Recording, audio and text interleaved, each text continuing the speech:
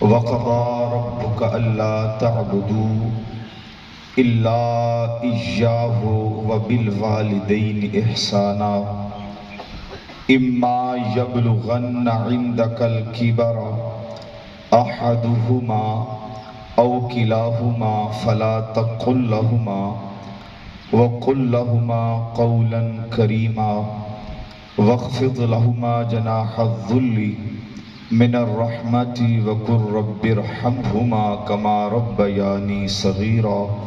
صدق اللہ مولانا العظیم۔ زحمت سمجھ کے نہیں، رحمت سمجھ کر ایک دفعہ محمد و آل محمد کی ذات پہ درود شریف پڑھیں۔ اللہم صلی علی سیدنا مولانا محمد وعلی آل سیدنا مولانا محمد وبارک وسلم وسلم علیہ۔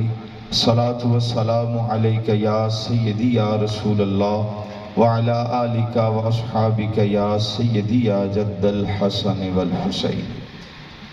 واجب الاحترام بزرگوں اور دوستوں، آج یہ جو بزم ہم نے سجائی ہے، اس بزم کا کوئی مقصد ہے۔ وہ مقصد کیا ہے؟ آپ سب جانتے ہیں کہ اس شریعت بیضاء کے اندر اللہ کریم نے دو ہستیوں کو بہت بلند مقام دیا ہے۔ دو ہستیاں کون کون سی ہیں؟ ایک کو ماں کہا جاتا ہے اور دوسرے کو باپ کہا جاتا ہے۔ توجہ فرمائیں آپ حضرات، اور اتنی رسپیکٹ اللہ نے ان دو ہستیوں کو دی ہے۔ رب رب ہو کر اتنا پروٹوکول ان دو ہستیوں کو دیا ہے کہ اور ہمیں کسی کے اندر یہ نظر نہیں آتا۔ وہ کیا؟ اب ترجمہ سنیں۔ 15ویں پارے میں اللہ فرماتے ہیں وَقَضَى، اور ارادہ کر لیا، اور ارادہ کر لیا۔ واو کا معنی اور، قضا کا معنی ارادہ کر لیا۔ کس نے؟ رب کا، رب رب ہو کے کہہ رہا ہے، مخلوق نے ارادہ نہیں کیا، رب کا، تیرے رب نے ارادہ کیا ہے۔ رب کا، کاف ضمیر حاضر کی، تیرے رب نے کس چیز کا ارادہ کیا؟ اللہ، بمعنی خبردار۔ گرامر کا ایک اصول ہے، قرآن مجید پڑھتے پڑھتے شاہ جی نے بہت خوبصورت اصطلاحی بیان کیا۔ اگر عمل ہو جائے تو کیا بات ہے۔ قرآن مجید پڑھیں، کہیں پہ آتا ہے اللہ، کہیں پہ آتا ہے اللہ، لیکن یہ لفظ لکھنے میں تو ایک ہیں، لیکن جب ہم اس کا معنی کریں گے تو معنی کے اعتبار سے یہ ایک نہیں ہے۔ اللہ، اللہ کا معنی ہوتا ہے مگر، اور اللہ، اللہ کا معنی ہوتا ہے خبردار۔ اور اللہ فرما رہا ہے وَقَضَى، اور ارادہ کر لیا، رب کا، تیرے رب نے، اللہ خبردار۔ اللہ کس سے خبردار کر رہا ہے؟ فرما اللہ تعبدو الا ایہ، خبردار اس جملے میں کر رہا ہوں، اگر عبادت کرنی ہے مخلوق کی عبادت نہیں کرنی، عرش والے رب کی عبادت کرنی ہے۔ تعبدو الا ایہ، عبادت کس کی کرنی ہے؟ اللہ کی۔ بولیے سارے، کس کی؟ اللہ کی۔ عبادت کس کی ہے؟ اللہ کی۔ اللہ ہی معبود ہے، اللہ ہی سجدے کے لائق ہے، اللہ ہی مالک الملک ہے، اللہ ہی علیہ اللہ بأحکم الحاکمین ہے، اللہ ہی عزیز ذو انتقام ہے، اللہ ہی ان اللہ علی کل شیء قدیر ہے۔ بات ختم کریں، سدرۃ المنتہا کی چوٹی سے لے کر تحت الثری کی بستیوں تک، جناب محمد پاک سے لے کر جناب آدم تک، زرافہ سے لے کر کیڑی تک، ہر مخلوق اللہ کی محتاج ہے، عرش والا رب کسی کا محتاج نہیں ہے۔ وَقَضَى رَبُّكَ ارادہ کر لیا. کس نے؟ ربک تیرے رب نے. اللہ خبردار تعبدو عبادت کسی کی نہیں کرنی. مخلوق کی عبادت، بلبل مخلوق کی عبادت نہیں ہے، عبادت اللہ کی ہے. اور اب اس دنیا میں اگر کوئی اپنے پیر کو، اگر کوئی کسی صاحب نشین قبر کو سجدہ کرے گا، خواہ وہ تعظیمی سجدہ ہو، ہم فتویٰ دیں گے ان الشرک لظلم عظیم. اس نے کسی کو سجدہ کیا، شرک کیا ہے. سجدے کے لائق یہ قبریں نہیں ہے، سجدے کے لائق صرف ایک ذات ہے، وَإِلَٰهُكُمْ إِلَٰهٌ وَاحِدٌ. بس لا الہ الا هو الرحمن الرحیم. اللہ کے علاوہ کو سجدے کو جائز نہیں ہے. تو دوستو اور بزرگوں، خبردار کیا عبادت اللہ کی، اللہ کے علاوہ کسی کی عبادت نہیں ہے. اب یہ توحید تھا. اب والدین کی رسپیکٹ دیکھیں. جن والد کو ہم نے کوئی درجہ ہی نہیں دیا، جن ماں کو ہم نے کبھی پیار سے بلایا ہی نہیں، جو باپ صرف ان کے ساتھ ہم نے اپنے کمیوں اور سیڑھیوں جیسا سلوک کیا، اور ماں 10 سال ہو گئے، 20 سال ہو گئے، کبھی بیٹے نے پرت کرنا دیکھا. یہ ہمارا پروٹوکول ہے. سن، اللہ نے والدین کو پروٹوکول کیا دیا؟ فرمایا کہ میری توحید ہے، وَقَضَىٰ أَلَّا تَعْبُدُوا إِلَّا إِيَّاهُ. اور والدین کو فرمایا وَبِالْوَالِدَيْنِ إِحْسَانًا، ماں باپ کے ساتھ حسن سلوک کرو. اور یہ کم عزت ہے کہ اللہ اپنی توحید کے ساتھ ماں باپ کو لا کر عزت بتا رہا ہے کہ وَبِالْوَالِدَيْنِ إِحْسَانًا. والدین کے ساتھ کیا کرو؟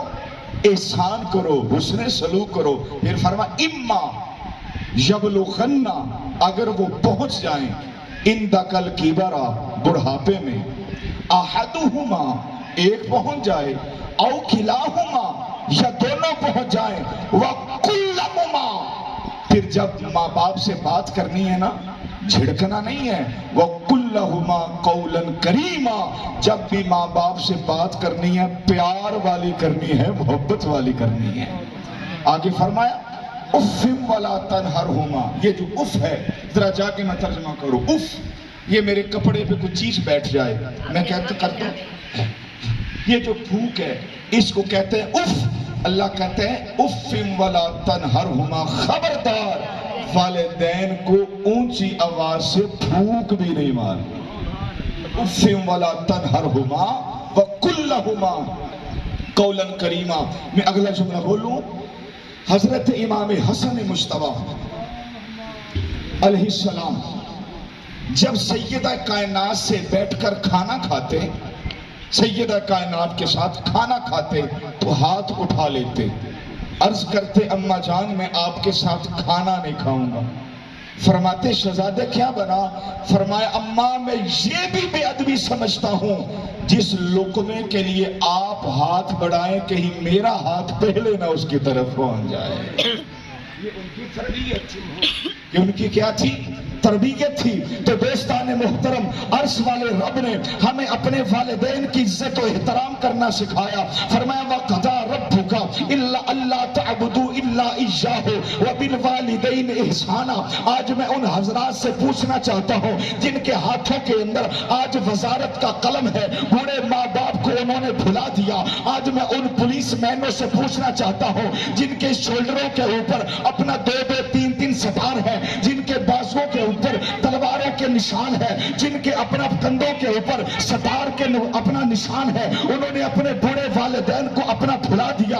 آج میں ان وزراء سے پوچھنا چاہتا ہوں اگر تم منصب وزارت پہ آئے ہو، یہاں تک تمہیں لانے والا کون ہے؟ تو دوستان محترم، یہ وہی ماں ہے جس نے 9 مہینے ہمارا بوجھ اپنی ماں کے شک اپنے اندر اٹھا کے رکھا. یہ وہی ماں ہے جس نے گرمی اور سردی کے اپنا تھپیڑے کو برداشت کیا. یہ وہی ہماری ماں ہے جس نے ہمیں جنم دیتے وقت اتنی جو ہے وہ تکلیفیں برداشت کی. یہ وہی ہماری ماں ہے جس نے ہمیں اپنی گود کے اندر کھلایا. یہ وہی ہماری ماں ہے جس کی چھاتی سے اللہ نے ہمیں دودھ عطا کیا. یہ وہی ہماری ماں ہے. ہم بولنا نہیں نہیں جانتے تھے وہ کون سی ہستی ہے جس نے ہمیں اللہ کہنا سکھایا؟ ہم چلنا نہیں جانتے تھے، یہ کون سی ہستی ہے جس نے ہمیں انگلی سے پکڑ کر چلنا سکھایا؟ ہم جو تھا چار پائی سے بھی چلنا نہیں جانتے تھے، یہ کون سی ہستی ہے جس نے ہمیں چلنا سکھایا؟ جب ہم گر پڑتے تھے، یہ کون سی ہستی ہے جو بسم اللہ کہہ کے ہمیں اٹھا کے سینے سے لگاتی تھی؟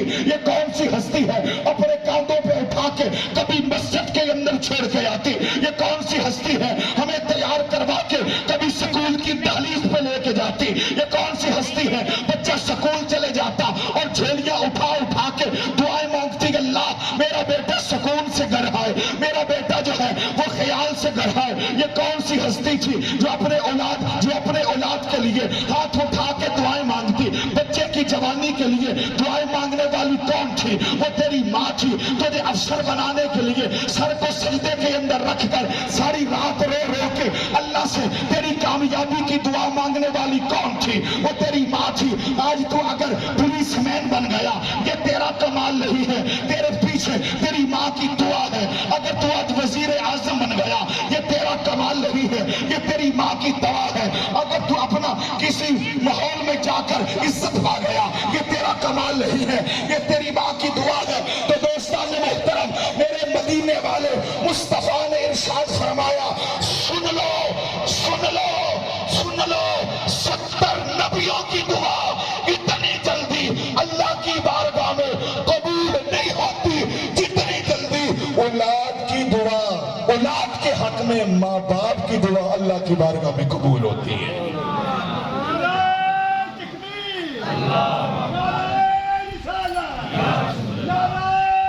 کے اندر اور ماں کے اندر مشترک ہے۔ کتنی صفتیں؟ 2 صفتیں۔ ایک صفت اللہ کی ماں سے ملتی ہے اور ماں کی رب سے ملتی ہے۔ وہ کیا؟ بندہ 100 سال کا گناہگار ہو، رو کے معافی مانگ لے، رب معاف کر دیتا ہے۔ 15-20 سال پلٹ کے ماں کو نہ بلایا ہو، قدموں پہ ہاتھ رکھ دے، ماں معاف کر دیتی ہے۔ یہ 2 چیزیں، اس کی بھی صفت ہے معاف کرنا، اور ماں کے اندر بھی اللہ نے صفت رکھی ہے معاف کرنے کی۔ اس لیے پروٹوکول دیا، وَقَضَىٰ رَبُّكَ أَلَّا تَعْبُدُوا إِلَّا إِيَّاهُ وَبِالْوَالِدَيْنِ إِحْسَانًا۔ فرمایا اگر تو چودھری ہے، اگر تو سرمایہ دار ہے، اگر تو تہجد گزار ہے، اگر تو مفتی ہے، اگر تو شیخ القرآن شیخ الحدیث ہے، اگر تو مجتہد ہے، اگر تو کعبے کا امام ہے، اگر تو مسجد نبوی کا امام ہے، اگر تو نجف اشرف کی مسجد کا امام ہے، اگر تو کربلا معلی سرکار امام حسین کی مسجد کا امام ہے، سن لے تو کچھ بھی ہے، یاد رکھ لینا تیری جنت کو اللہ نے تیری ماں کے قدموں میں رکھ دیا ہے۔ کیا یہ پروٹوکول کم ہے؟ کیا یہ عزت کم ہے؟ کیا یہ ماں کی اللہ کی بارگاہ کے اندر مقام کم ہے؟ وقت کا غوث ہو، وقت کا صحابہ ہو، میں ایسے کہہ لوں حسن حسین جنتی جوانوں کے سردار ہیں، لیکن کبھی پوچھو سرکار آپ کی جنت کہاں پہ ہے؟ حسن حسین جنتی جوانوں کے سردار، سیدہ شباب اہل الجنہ، الحسن والحسین سیدہ شباب اہل الجنہ۔ حسن حسین جنتی جوانوں کے سردار، شہزادوں سے پوچھو آپ کی جنت کہاں ہے؟ فرماتے ہیں لوگوں کی جنت کے سردار ہم ہیں، ہماری جنت ہمارے ماں کے قدموں میں ہے۔ تو یار یہ جو ماں باپ ہوتے ہیں، حضرت جنید بغدادی رحمت اللہ علیہ، ماں کا دل بڑا نرم ہوتا ہے، اور میں بتا دوں اگر بیٹا رات کو گھر لیٹ آئے، اگر ماں کو نیند نہیں نہ آتی اور تیرے ابے کو بھی نیند نہیں آتی، اگر بیٹا نہ آئے تو جس طرح ماں کو نیند نہیں آتی اسی طرح تیرے ابے کو بھی نیند نہیں آتی۔ میرے مصطفیٰ نے غزوہ تبوک میں فرمایا تھا، صحابہ نے تلواروں کو نکالا، خون ٹپک رہا ہے، تازہ کفار کو قتل کیا۔ آج میٹرک بچہ پاس کر لے تو بوڑھے ماں باپ جو ان پڑھ ہیں وہ ڈرتے ہوئے میٹرک والے بچے کو اونچی آواز سے نہیں بولتے کہ کہیں صاحب ناراض نہ ہو جائیں. ایف اے بی ایم میں تو اوپر کی بات ہے، کوئی مولوی بن جائے، کوئی اور کسی محکمے میں چلے جائے تو والدین ڈرتے ہیں. وہ بھائی یاد رکھو، اگر کوئی منصب ملے یہ تیرا کمال نہیں ہے، محنت تیری ہے، فضل رب کا ہے اور تیری ماں کی دعا کا اثر ہے. حضرت جنید بغدادی رحمت اللہ علیہ 25 سال گھر میں نہ آئے، ماں سے ایگریمنٹ کیا تھا، اماں اپنا حق تو مجھ کو معاف کر دے اور میں اللہ کو پالوں. فرمایا ٹھیک ہے. 25 سال جنگلوں میں مجاہدات کرتے رہے، 25 سال. اب جو بھی جہاں پہ پہنچا ماں کی دعا سے پہنچا، جو بھی جہاں پہ پہنچا والد کی دعا سے پہنچا. اور بھائی جان مولا علی سرکار فرماتے ہیں کہ رب تمہاری تہجدوں کو، نمازوں کو نہیں دیکھے گا، اعمال کم بھی ہو ان دو ہستیوں کا ادب کر لو، اللہ اپنے فضل سے تمہیں جنت عطا فرما دے گا. اگر ان کی عزت نہیں، باہر الحاج لکھا، اگر ان کی عزت نہیں تو ہر سال حج کو جا، اللہ تیرا حج اٹھا کے منہ پہ مارے گا. کیوں؟ مصطفیٰ نے فرمایا تھا مکے نہیں آ سکتے، نہ آؤ، ادب سے پیار سے ماں کا چہرہ تک لو، حجم مبرورا، گھر بیٹھے عرش والا رب تجھ کو مکمل حج کا ثواب عطا فرمائے گا. حضرت جنید بغدادی رحمۃ اللہ 25 سال جنگلوں میں پھرتے رہے. ساتھ ایک خادم تھا، چلتے چلتے آپ کے گھر کے باہر سے گزرے تو خادم نے کہا جناب آپ کا گھر آ گیا ہے، اماں سے ملنے. ابا جی فوت ہو گئے تھے بچپن میں، اماں سے ملنے. فرمایا نہیں، ابھی میری ماں نہیں اٹھی، سردیوں کی رات ہے. جی آپ کو کیسے پتا؟ فرمایا صبر کر. تھوڑی دیر گزری، اب ان کے دروازے کے نیچے سے جو سوراخ تھا وہاں سے پانی نیچے بہتا ہوا نظر آیا. فرمایا اب دروازہ کھٹکھٹا، میری اماں نماز تہجد پڑھنے کے لیے اٹھی ہے.